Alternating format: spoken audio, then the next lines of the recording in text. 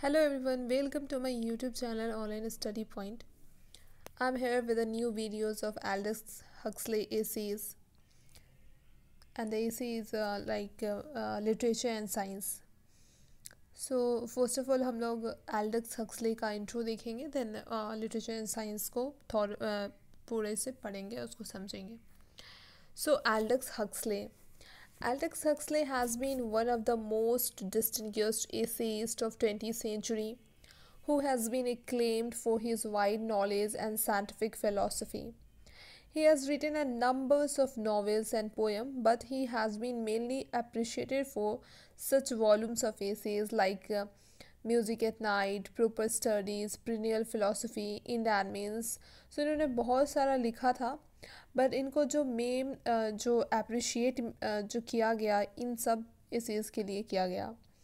As an essayist, Huxley is totally different from other modern essayists like Gardner, Robert Lead, because while these writers present elegant trifles, Huxley writes his essays on the important problem of war, ravished society, morally deprived human society, as yeah, so all these things like so.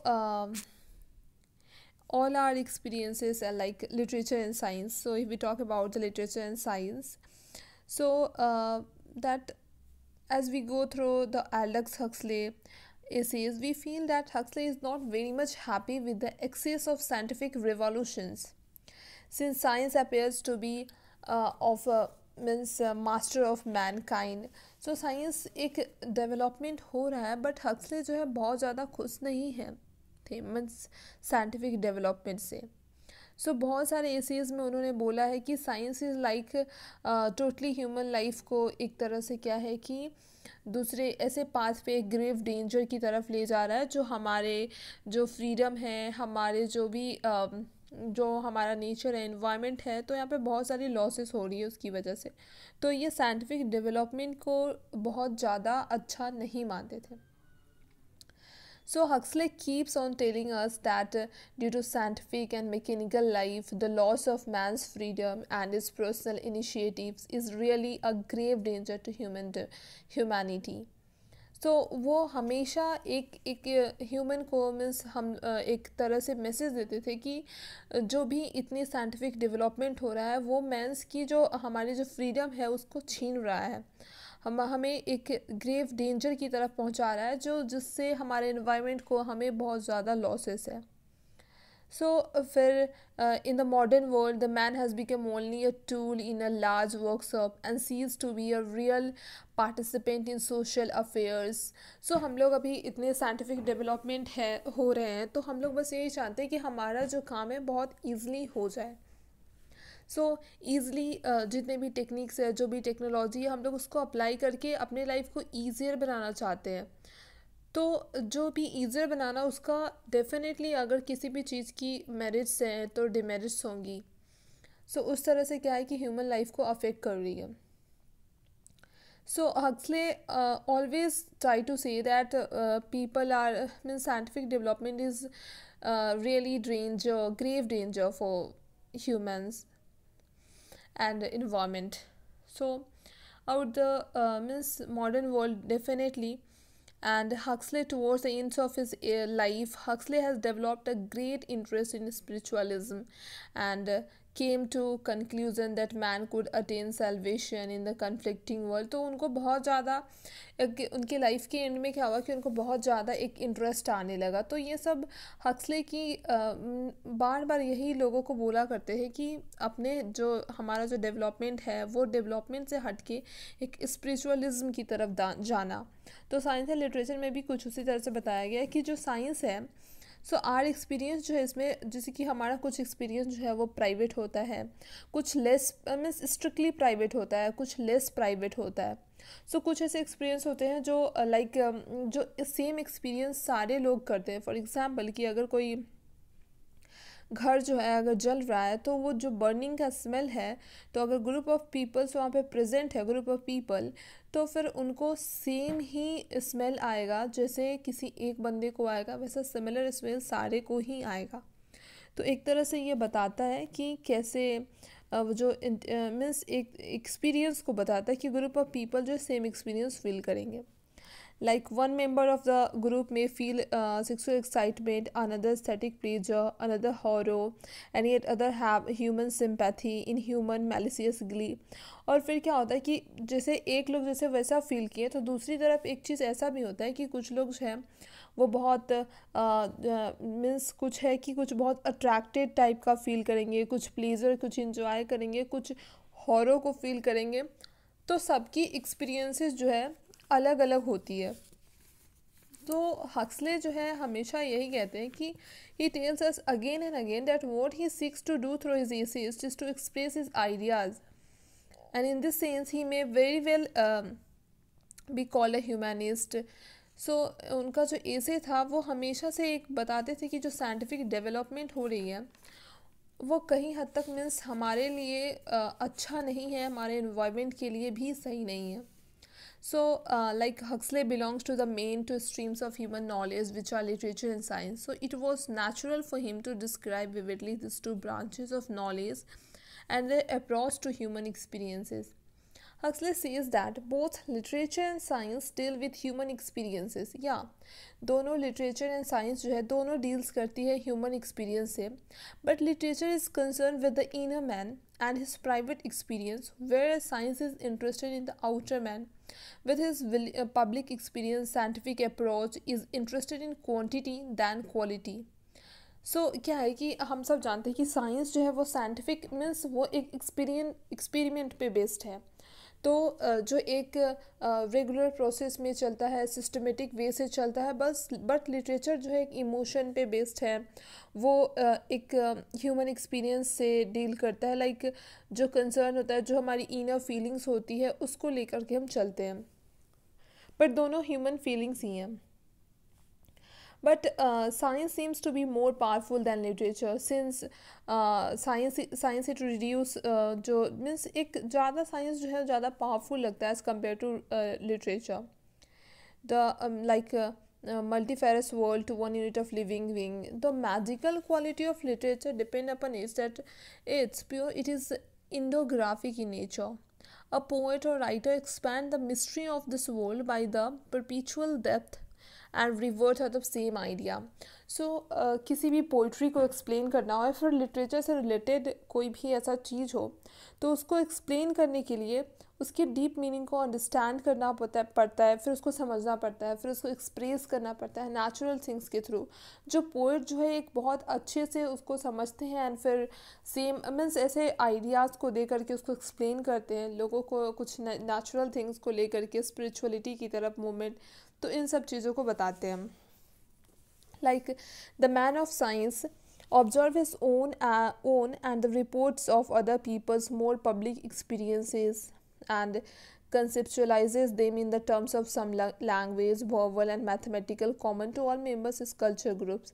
So ऐसे means अलग अलग तरह से बताया करते हैं कि कैसे वो डील्स करते हैं. लाइक फिज़िकल साइंस, अगर फिज़िकल साइंस की बात करें तो literature is not a nomothetic but ideographic. जैसे हमने देखा कि लिटरेचर या आइडियोग्राफिक है, मीन्स आइडियोग्राफिक नेचर का है कि जो पोएट और राइटर है वो एक्सपैंड करता है मिस्ट्री को, वर्ल्ड के मिस्ट्री को एक्सपैंड करता है, तो हम लोग बोलते हैं कि यह आइडियोग्राफिक है.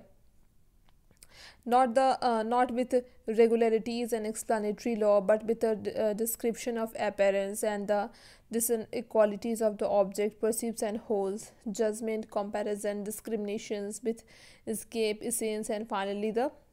So यहाँ पे क्या होता है कि हमें मीन्स एक तरह से जो जज किया जाता है, एक्सप्रेस किया जाता है, फिर क्या है तो डिफरेंट थिंग्स को यूज़ करके किया जाता है. The world with which literature deals in is the world into which human beings are born and live and finally die. The world in which they love, hate, in which they experience humiliation, hope, despair. The world of suffering, enjoyments, madness, common sense, silliness. ये सब जहाँ पे feel करते हैं, cunning हो गया, wisdom, worldly pressure, जो social pressure हो गया, इंडिविजुअल इम्पल्सेस हो गया. So reason against passion of instinct. So जहाँ पे मीन्स एक जो साइंस मीन्स लगता है कि जो प्राइमरी कंसर्न है is not a primary concern.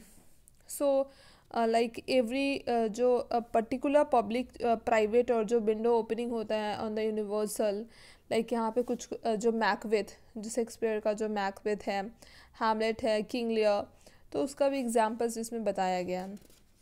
Then फिर उसके बाद यहाँ पे कुछ ऐसे बताए गए हैं like the exist in every language rough and ready vocabulary for the expression communication of individuals more private experiences. तो मीन्स अगर हम किसी लैंग्वेज की बात करें तो क्या है कि किसी भी लैंग्वेज में कम्युनिकेट करना, एक्सप्रेस करना, ये थोड़ा ज़्यादा मैटर करता है. Anyway, capable of speech can stay I am frighten and I am how pretty and those who heard the words all have crude but for the most particular purpose. So like bad literature, bad that is say on the private labor for quasi science and in relation to the man more public experience, it may be quite good, but literature hardly goes beyond the how pretty and I'm frightened of average everyday speech like that. In good literature, good that is to say on the private labor, a blunt and the conventional language give a place like penetration form of expression. So that's all. अब overall यही देखा जाए कि ये जो एल्डेक्स Huxley की जो ये भी जो है, उन्होंने बस हमेशा यही प्रूव किया कि prove both literature and science are organise system of knowledge. So they always ही always try to prove them prove it that both literature and science as organized system of knowledge for this living world. But at the same time he also explored the vanity of both these two streams of knowledge. मतलब ये कहते हैं ना कि उनका मानना है कि दोनों जो है एक तरह से ऑर्गेनाइज फॉर्म में है, इक्वल नॉलेज भी देता है, बट जो झूठा घमंड होता है ना एक सब्जेक्ट का, सो दोनों स्ट्रीम के उस जो झूठे घमंड को मीन्स एक वैनिटी जो है उसको भी इन्होंने क्या है कि एक्सप्रेस किया है. So limitation of literature and science lies in the fact that they can function only in the world of experiences and beyond that they remain silent. तो literature and science का क्या है कि एक एक्सपीरियंस है like lies in the fact that means ये function करते हैं सिर्फ एक्सपीरियंस होने पे, beyond that they remain means experience है तो ये काम कर रहे हैं, अगर नहीं है तो फिर साइलेंट. सो ऐसा वाला एक एक्सपीरियंस मीन्स होना चाहिए. मीन्स ऐसे है कि अगर एक्सपीरियंस नहीं है तो काम नहीं करे, तो मीन्स यहाँ पे क्या है कि लिमिटेशन है.